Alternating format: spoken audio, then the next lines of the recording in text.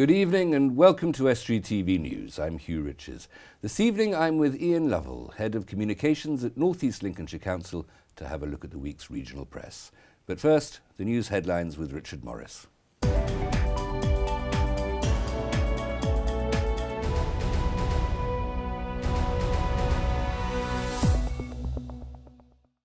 Hello, in the headlines today, the new bus station in Grimsby is opening and Grimsby is the perfect place to be crafting fish.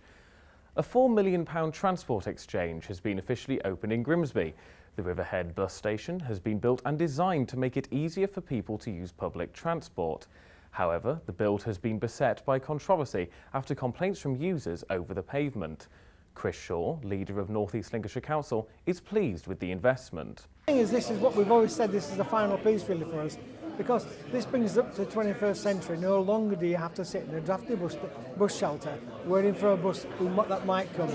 Now you'll be able to come into the exchange, look at real-time information, know exactly when your bus is going to come, where it's going to stop, how long it's going to be.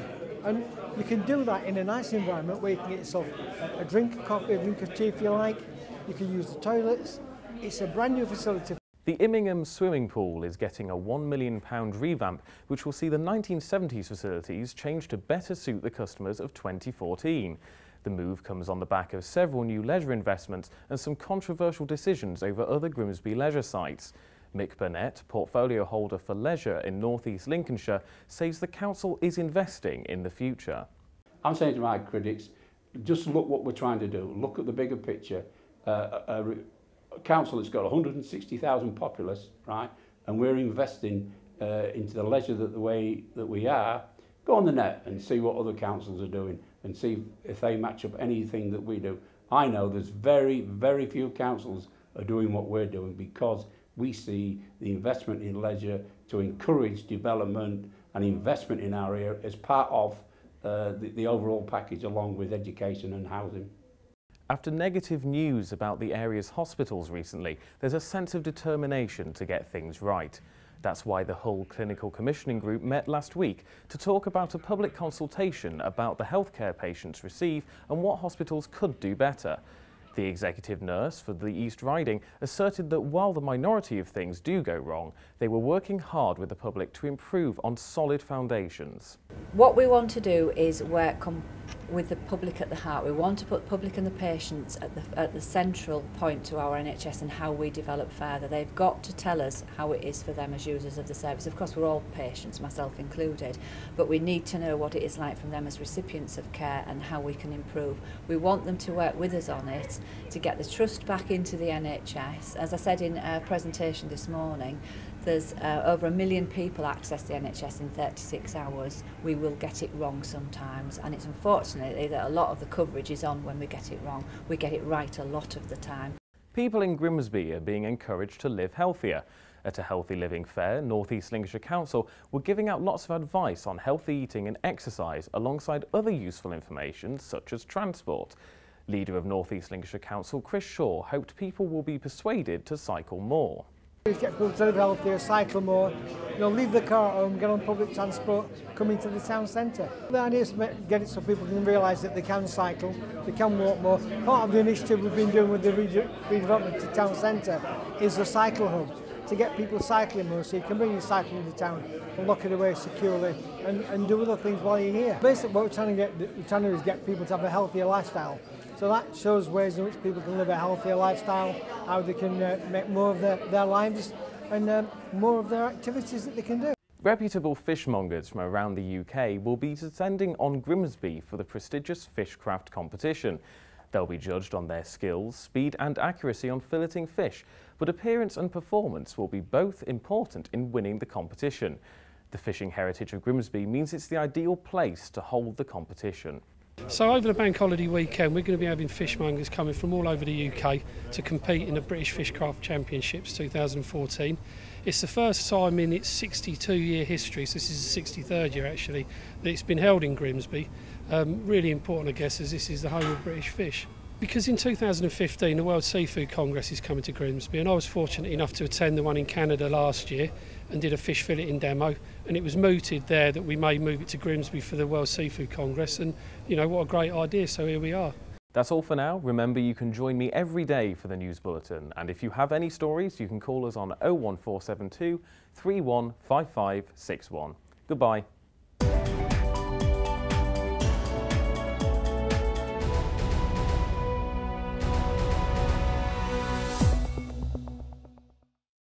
Ian Lovell is Head of Communications for North East Lincolnshire Council. An official, I emphasise, not a politician. He's been running an old newspaper man's eye over the week's press. Ian, what have you found for us? I think your first story is quite an important one for Grimsby about the hospital trust. Yes, it's the news that the trust has come out of special measures. I think it was about 12 months ago it was put in special measures.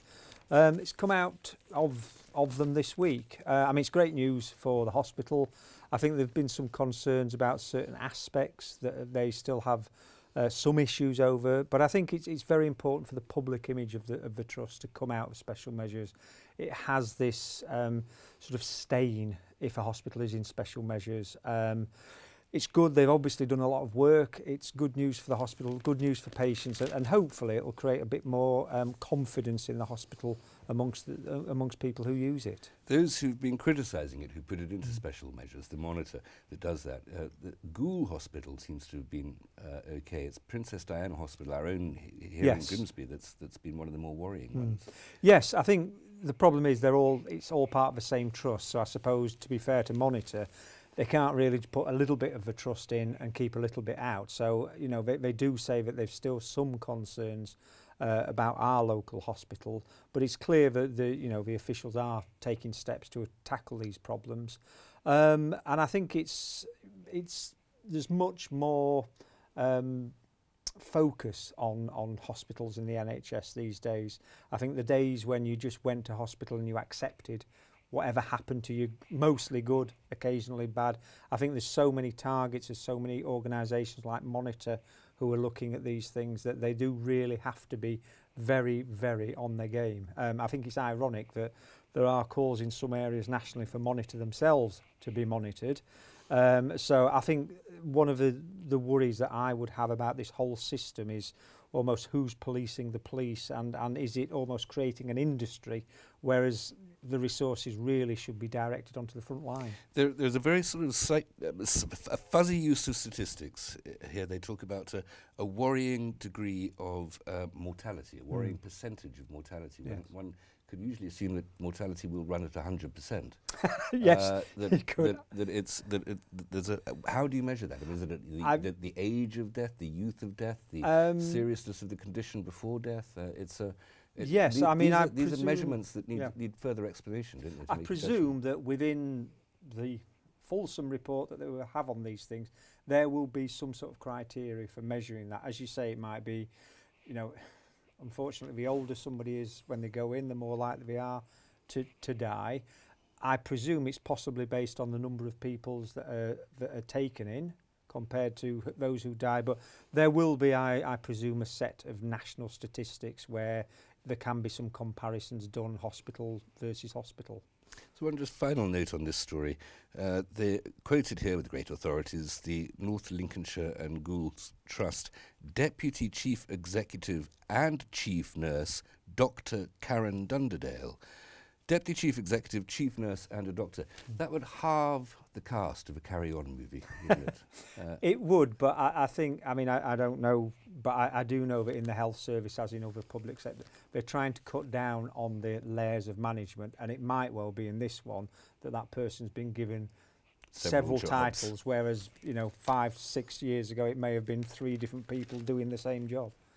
Move on to another Grimsby-based and Grimsby and Cleethorpes-based story, or 2 of them really on the same thing, which is the trains and how we're being served by them. First of all, a debate in Parliament in which all the South Bank members of Parliament, Andrew Percy, Nick Dakin, Martin Vickers and Austin Mitchell, Nick Dakin and Austin Mitchell both Labour, Andrew Percy and Martin Vickers both Conservative, all absolutely showing a solid front in the face of the Minister for Trains, the new Minister for Trains, Claire Perry, and demanding, and quite successfully by the sound of it, better train service.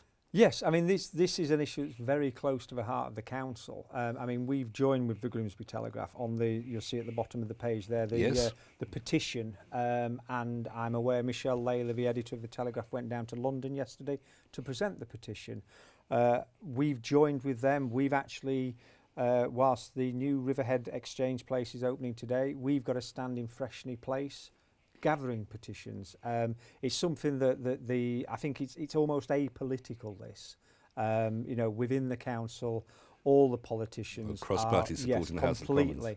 And I think it's incredibly important. I mean, I occasionally catch the train, and it's a very good service as it stands.